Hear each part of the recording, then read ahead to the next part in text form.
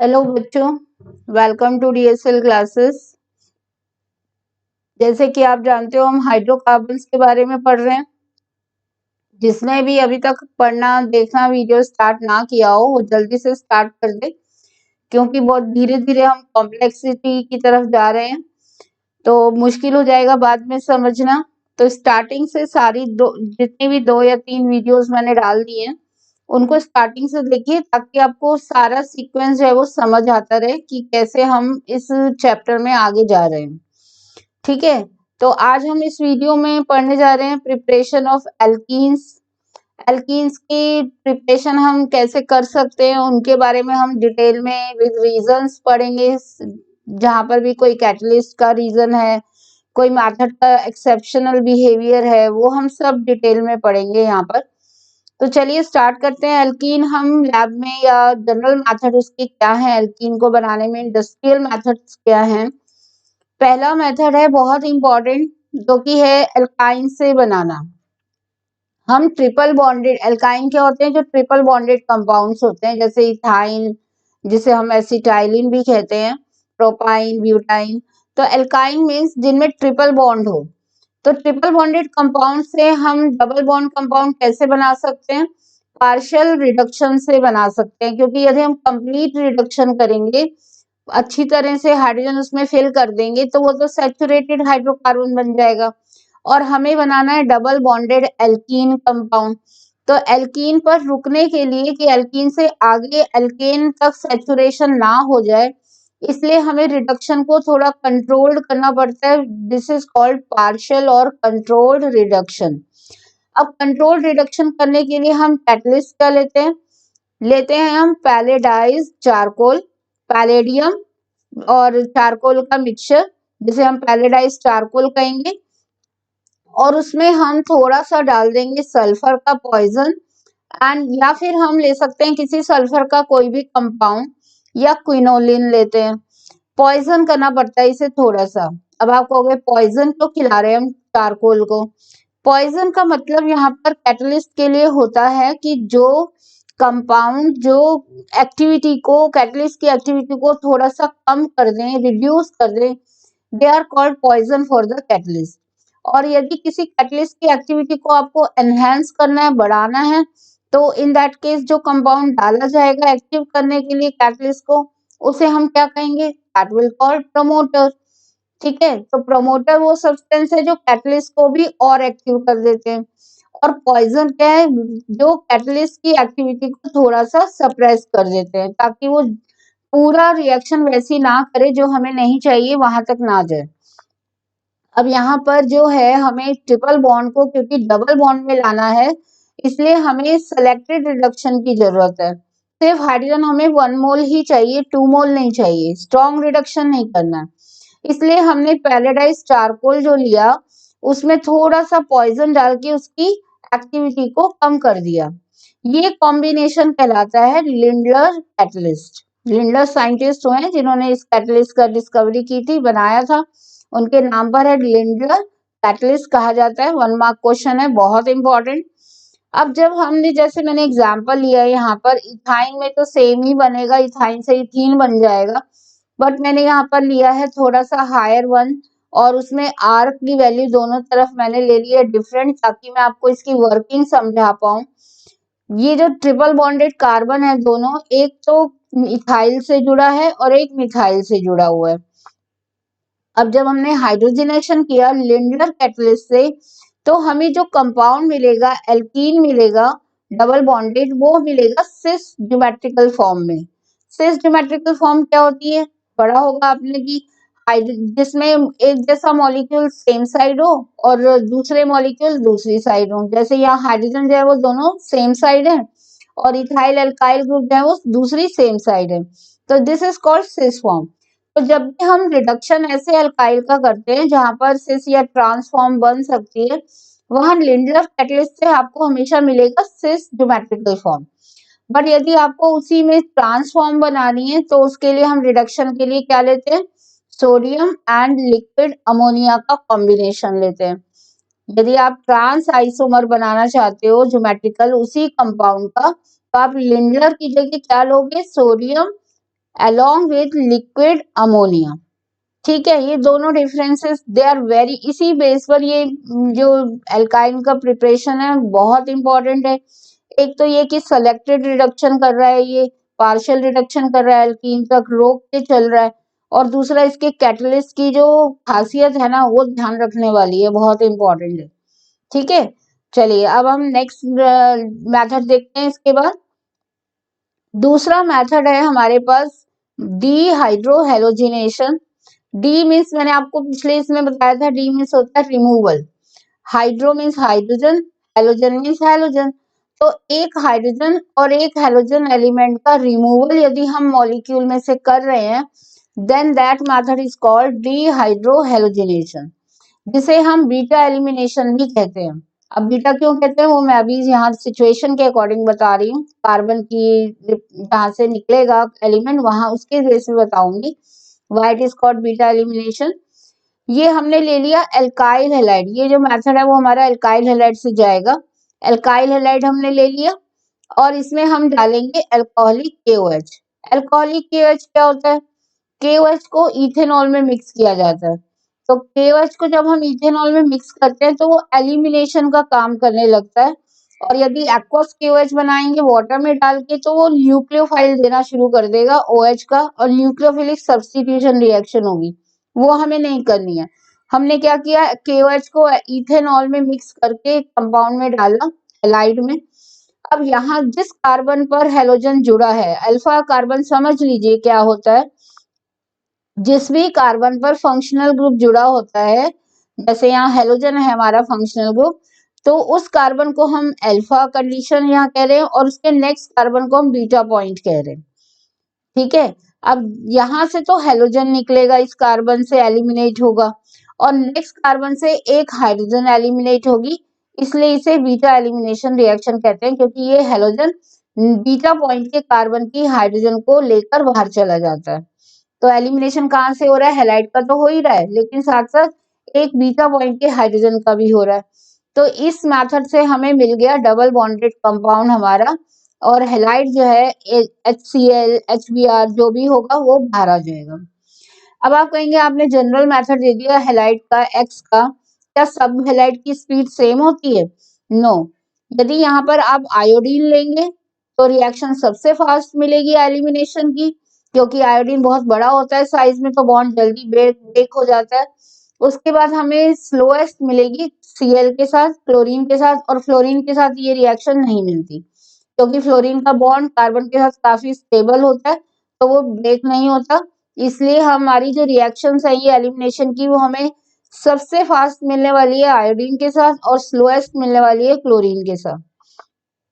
और यदि ये कार्बन की सिचुएशन हमारी टर्शरी कंडीशन हो, तब भी प्लस आई इफेक्ट की वजह से ये एलिमिनेशन फास्ट होगा, सेकेंडरी में थोड़ा स्लो होगा, प्राइमरी जैसे ये प्राइमरी कंडीशन लिए तो इसमें सबसे स्लो मिलने वाली है रिएक्शन। तो ये दो फैक्टर्स हैं जो आपको इस रिएक्शन के लिए ध्यान रखने हैं, कि presence of iodine and presence of tertiary carbon जो है वो फास्ट कर देता है एलिमिनेशन को, and primary and chlorine element जो है वो रिएक्शन को सबसे स्लो कर देते हैं। तो ये फैक्टर्स भी आपको साथ साथ रिएक्शन के याद रखने हैं, ध्यान रखने हैं। नेक्स्ट क्वेश्चन पर, नेक्स्ट पार्ट पर आते हैं, मेथड ऑफ प्रिपरेशन पर एल्कीन के। तीसरा मेथड है, लगभग सेम है ये, डिहाइड्रेशन मेथड। वहां हमने रिमूवल किया था एक हाइड्रोजन और एक हेलोजन का, यहाँ हम रिमूवल करने वाले हैं वाटर मॉलिक्यूल का। तो D means again water, removal, and hydration, hydrate मतलब वाटर। तो रिमूवल ऑफ वाटर करेंगे हम अल्कोहल में से। अब ये काम करेगा कौन? जैसे पिछली रिएक्शन में हेलोजन और हाइड्रोजन को निकालने का काम कर रहा था अल्कोहलिक KOH, इस रिएक्शन में वाटर को निकालने का काम करेगा कंसंट्रेट सल्फ्यूरिक एसिड, जो सबसे ज्यादा स्ट्रॉन्ग डिहाइड्रेटिंग एजेंट है हमारे पास। हमने यहाँ पर क्या करना है, अगेन अल्कोहल लेना है, इसे हम बीटा डिहाइड्रेशन भी कह सकते हैं, क्योंकि मैकेनिज्म लगभग सेम है दोनों का, कि अल्कोहल जो अल्फा पॉइंट पर अटैच्ड है कार्बन के, और नेक्स्ट कार्बन से हाइड्रोजन निकल के वाटर निकल जाएगा और डबल बॉन्ड सिचुएशन प्रोड्यूस हो जाएगी। तो लगभग मेथड दोनों जो है वो सेम है, रिएजेंट अलग है एंड स्टार्टिंग मटेरियल अलग है। यहाँ अल्कोहल लेना है, वहां आपको हैलाइड लेना है। यहाँ आपने कंसंट्रेट सल्फ्यूरिक एसिड लिया है रिमूवल के लिए, उस मेथड में आपने लिया अल्कोहलिक KOH। तो almost both methods are similar to each other. तो तीसरे नेक्स्ट मेथड पर चलते हैं, फोर्थ मेथड पर। ये है हमारा फ्रॉम विसिनल डाइहैलाइड्स। विसिनल डाइहैलाइड्स क्या होते हैं, पहले हर चीज आपको समझनी जरूरी है 11th को, इसीलिए बेसिक कहा जाता है क्लासेस, क्योंकि यहाँ पर आपको सब चीजें 1 by 1 हर पॉइंट समझने का पार्ट है। जब आप अच्छे से समझ लेंगे तो 12th में आपको ये सब चीजें पहले ही आती होंगी, तो गाड़ी जो है वो बहुत तेजी से भागेगी 12th में। 11th में थोड़ा रुक रुक के चलती है, क्योंकि आप फर्स्ट टाइम पढ़ रहे होते हो चीजें। सबसे पहले तो बात है कि डाइहैलाइड क्या होता है।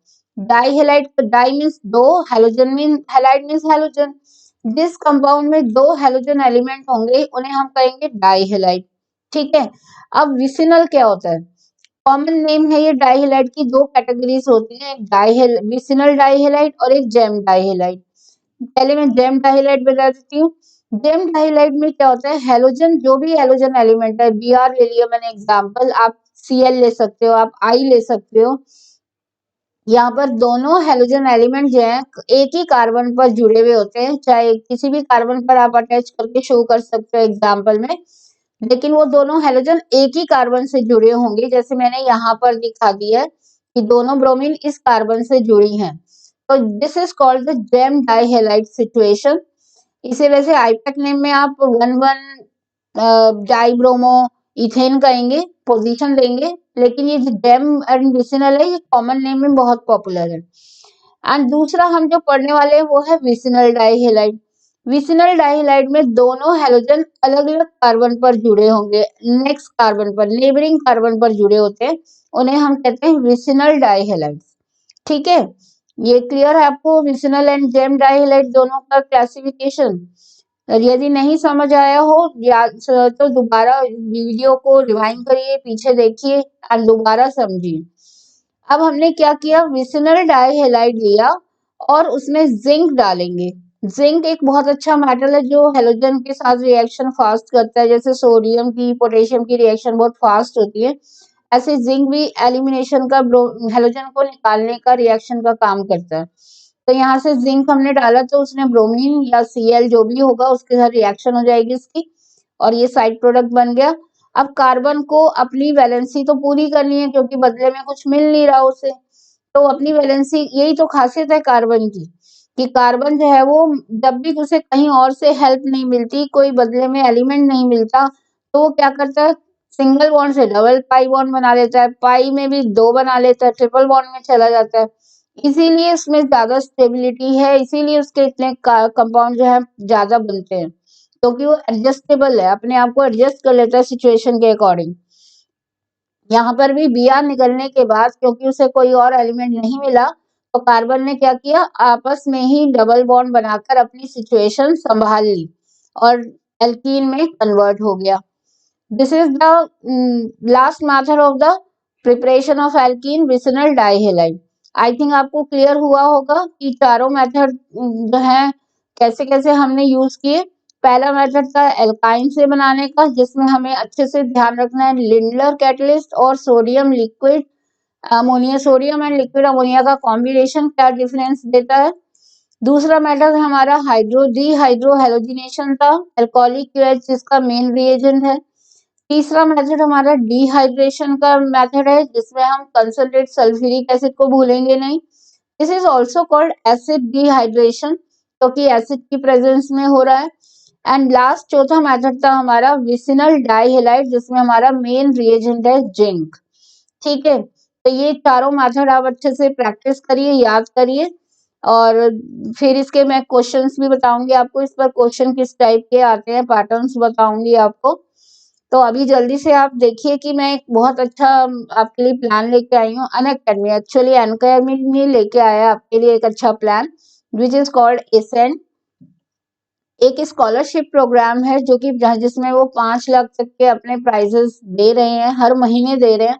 पिछले महीने भी उन्होंने ये किया था प्रोग्राम और अच्छे रिस्पॉन्स आए, इसीलिए इस महीने जनवरी में फिर दोबारा ये प्रोग्राम किया जा रहा है एसेंट स्कॉलरशिप, जो कि एक तरह का रिवीजन टेस्ट सीरीज का ही पार्ट है, जिसमें आप 6 से 12 क्लास तक के बच्चे पार्टिसिपेट कर सकते हैं। This is all India championship series. ये होने वाली है इस महीने 10 जनवरी को। कल परसों से नया साल शुरू हो जाएगा, प्रिपरेशन कर लीजिए, 10 दिन है आपके पास स्कॉलरशिप जीतने के।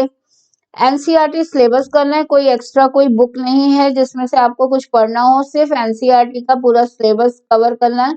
6 से 12 क्लास के लिए बच्चों के लिए है ये, आप अपने लिए भी कर सकते हैं और कोई घर में कोई और है 6 से 12 में जो आता हो, उनको भी कहिए कि वो दे ये रिवीजन टेस्ट सीरीज।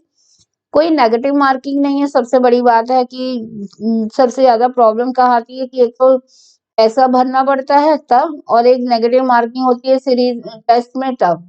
तो दोनों ही यहाँ पर कुछ नहीं है, ना तो आपको कोई पेमेंट करनी है और ना ही कोई नेगेटिव मार्किंग होने वाली है यहाँ पर। ठीक है, तो इसलिए इससे बढ़कर कोई टेस्ट सीरीज हो सकती है।